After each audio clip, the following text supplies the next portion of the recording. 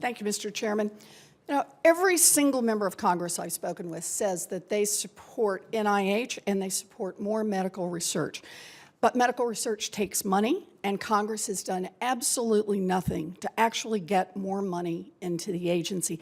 In fact, for over 10 years, Congress has been choking off vital funding for medical research and has reduced the buying power of the National Institutes of Health by nearly 25%.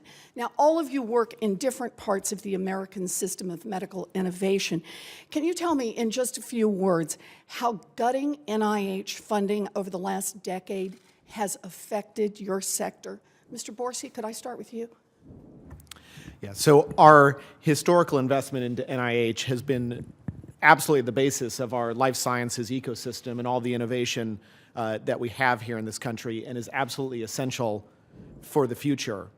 You know, the diminishing of resources that we're facing now, I see them in two ways that it's affecting. One is going to be long-term. So we're still seeing, there's obviously great breakthroughs in science and medicine that have been happening from the investments that we've made over the past decades. And so those are still good right now, but those aren't going to be there in 10 or 20 years. So it's a long-term cost to one of the most dynamic sectors of our ecosystem, of our economy, and also that does so many things for patients. A second thing, which I'll admit in the short term is beneficial, but is not good for the ecosystem in the long term. When I'm looking to hire people now, I am able to hire people that would have been getting, would have been the new stars, the rising stars, the people that would be getting the junior faculty positions. I'm also able to hire people out of the more senior faculty positions. The best talent that used to be going into academia, I am now able to hire into the companies that we're creating. Again, this is good in the short term for the companies. It's not good in the long term because these people in the past would have gone on to amazing academic efforts, which would have spawned many, many companies, many, many innovations. And so you're seeing that as a direct effect. Thank you. This is very powerful, but I'm also going to have to ask you to be short if you can. Mr. Sullinger, could you just add something from your field? Yeah, from being on the academic side, it's been crippling, to be blunt. I would echo several of the things that colleagues are saying, and not only are we losing people to from the academic side to the private sector, we're losing them to other countries. Now we're having a loss of our best and brightest, leaving the U.S. to go to Asia because they're investing more, and so it's been crippling, to be short. Thank you. Mr. Muslim, could you add something? Yes, I believe NIH funding is a critical element, and it really is a great return on investment. That early investment in research answers some key questions that then causes the private sector, like us, to jump in and move products to patients. And so there's a return on investment when you get that early research right and you answer some tough questions, then you encourage others to follow. Critical part of the pipeline. Mr. Kuchel?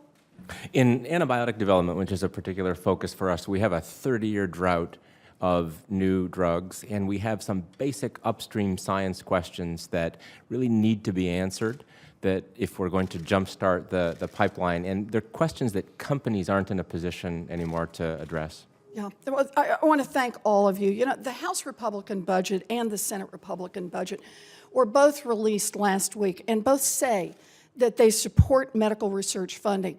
But what the Republican budgets actually do is lower the budget caps that are already crushing our research agencies, making it likely that agencies like NIH would see cuts, not increases, under these plans. Chairman Upton, who is leading the push in the House for FDA reform, says he cares about research too and says that the NIH needs more funding. But his draft bill, called 21st Century Cures, doesn't provide a single new dollar from Congress for NIH, not $1. Talk is cheap. But earlier this year, I introduced a proposal to try to fix this problem. The Medical Innovation Act would boost the NIH budget by about 20%, and it achieves that increase without raising taxes, without gutting vital programs, and without adding to the deficit.